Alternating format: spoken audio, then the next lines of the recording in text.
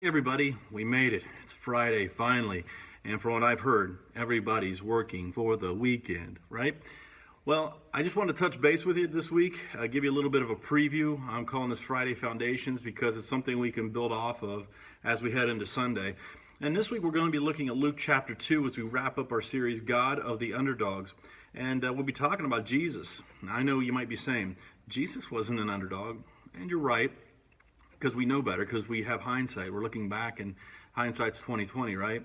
But if you were in Jesus' shoes or in the shoes of those around him, you might think a little differently. I mean, he was born to a teenage mother, and when he was born, they laid him in a feeding trough. And from that, he didn't have any money. His family wasn't wealthy in any way, shape, or form. There wasn't anything special about him. And really, he grew up in an area that wasn't well respected, was looked down upon, in fact. And so as we look at these things, we start seeing that there's that part of it.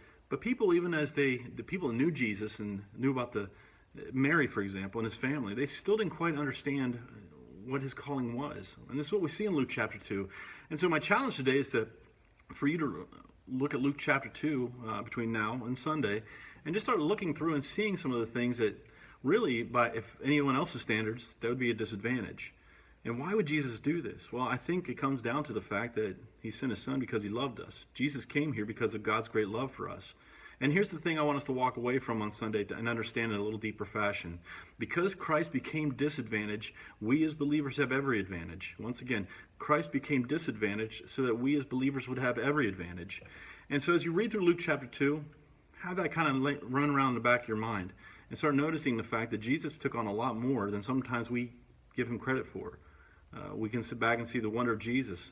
But he had many disadvantages, and he took them on happily so that we as believers could have every advantage. We as believers, we may feel like we're underdogs, but we're underdogs no more because Christ came here and gave us every advantage to be his top dog. Hopefully you look at Luke 2.